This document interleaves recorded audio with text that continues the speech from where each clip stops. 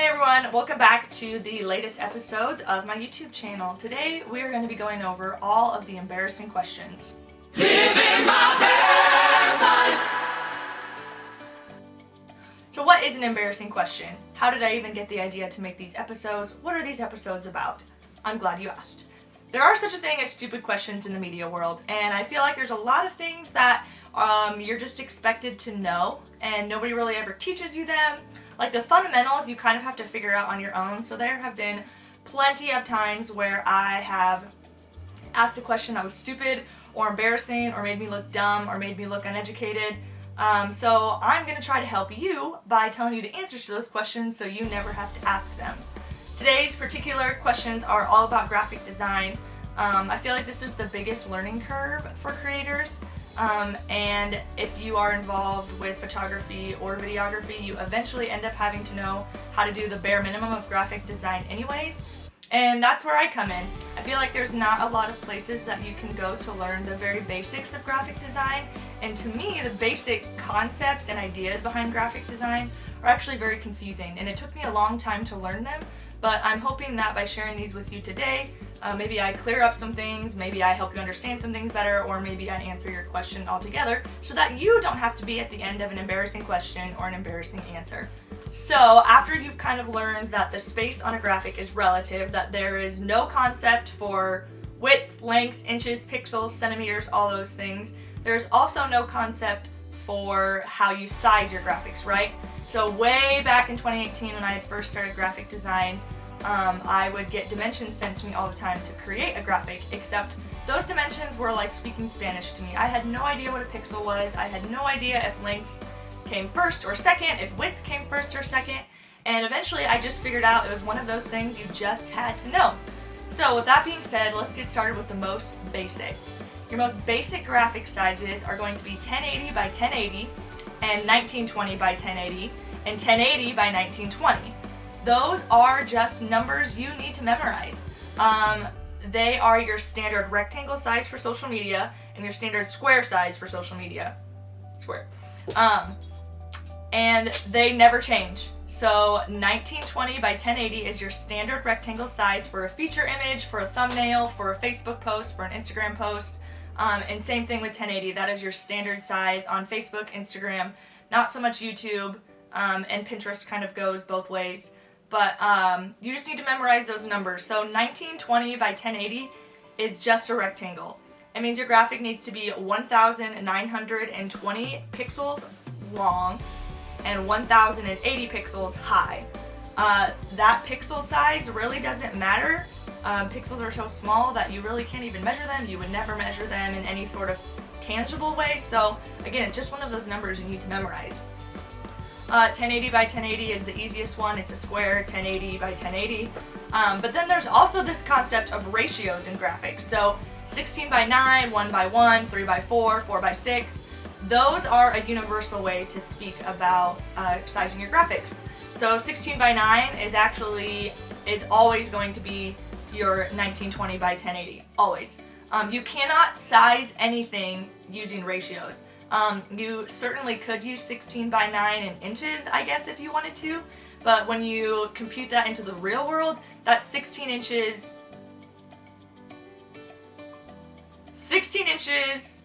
long by, I don't even know, you guys. See, I can't even do the math. It would be way too big to do anything with. You couldn't even print it on one sheet of paper. So if you are working with a designer and they say they want a graphic in a 16 by 9 format, that simply just means they want it in 1920 by 1080. You cannot size anything using ratio language. You certainly could try to size a graphic 16 inches by 9 inches, but you're going to end up with a graphic so big it won't even fit on a piece of paper. Same thing with a square. If you wanted to do a 1 by 1 square in inches, that would just be 1 inch by 1 inch. So like, so tiny. So tiny and not even worth it. So if a designer comes to you and asks for that, either Google what that is in pixels or have these numbers saved in your head. 16 by 9 is another one, or 9 by 16. 9 by 16 is your vertical for TikTok, Reels, Instagram stories. Pinterest would like the tall graphics as well. But those are just numbers you're gonna have to know. So whether you need to make a Quizlet about it or quiz yourself every night or write them down on a little sticky note on your laptop. Those numbers are just something that's never going to go away, and nobody's ever going to take the time to tell you exactly what that means. So that's embarrassing question number 1 you can avoid. Don't ask what ratios are. Don't ask what 19 by 20 by 1080 means like I did. Don't continue to ask for the dimensions over and over again from your lead designer. That gets annoying. Just get these memorized and you'll find that graphic design spacing comes a lot more keenly to you. The third and final thing I'm going to go over with embarrassing questions for graphics is your file types. Nobody ever teaches us in school what different file types mean, how they work, what they do and they don't do, so I'm going to try and solve that problem for you. So your first and most basic file type is a JPEG, .jpg, or JPEG, I guess. A JPEG is a photo. A JPEG is meant to be printed if it's in the right, if it's not too big. A JPEG is your most standard file type for all photos. It is the easiest to work with, but not always the easiest to edit with, which we'll get to in a minute. But JPEG is standard. Most cameras shoot in JPEG. Your iPhone shoots in JPEG unless you are in live mode, which in that case it shoots in HEIC, which we will get to in a second. But I would assume that most of the people watching this video know what a JPEG is because it is the most standard. So let's go into some ones that are not quite so standard. So HEIC. HEIC files were invented basically by Apple to try and save you storage space and also to be able to create live movies or live photos that are not MP4 files. So an HEIC file typically only comes from an iPhone. Most of your Snapchats will save in HEIC, your live photos like I said, and a lot of platforms really don't like them. They're not native to most platforms and usually you have to end up converting them to a JPEG or an MP4 anyways. So if you are trying to upload something and you notice that the file name on the end is HEIC, try exporting it into a JPEG or a MP4 and see if you get a better look that way. Another very common graphic design type is a PNG. PNGs were so confusing to me for the longest time for no other reason than I just didn't stop to think about it. If you have a PNG file, this is how you get your transparent logos, your transparent images, your transparent overlays. They always have to be saved as a PNG. You cannot get a transparent JPEG. It's not possible. JPEGs fill up the whole dimension of your space. Even if it's white, that white space in a JPEG is going to be white. In a PNG, you can export things as a transparent background, and that's how you get rid of the white background in the back or the black or whatever it is that you're exporting. You're like, why is there a layer behind this? It is because it is not a PNG. So if you're looking to get something transparent, make sure you're using a PNG file. Next is going to be our MP4 and MOV files. Something that I had to learn very early on in my videography career was that not all movie files are created equal. My very first wedding video that I ever exported was 72 gigabytes because I didn't know how to properly export a movie file. What I had done, and I'm mostly speaking only to Apple users, is I had exported my wedding video as an Apple ProRes file. In my personal and professional experience, I have never had to use an Apple ProRes file ever, and that's what was creating such a giant file size. Basically, I had chosen Apple ProRes because I was using an Apple product, so I thought, why would they not just export it?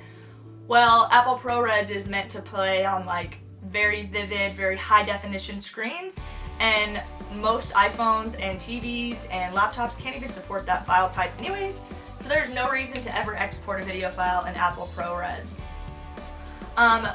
In my experience as well, the best movie file that you can export out of Final Cut Pro, which is what I use to edit my videos, is an H.264 file.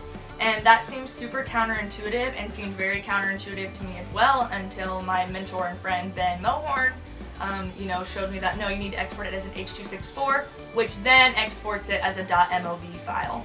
.mov and MP4 are going to be your most compatible and most easily accessible to upload file types. And that's basically what I always use is an MOV. Something that I also learned using Final Cut Pro, something that I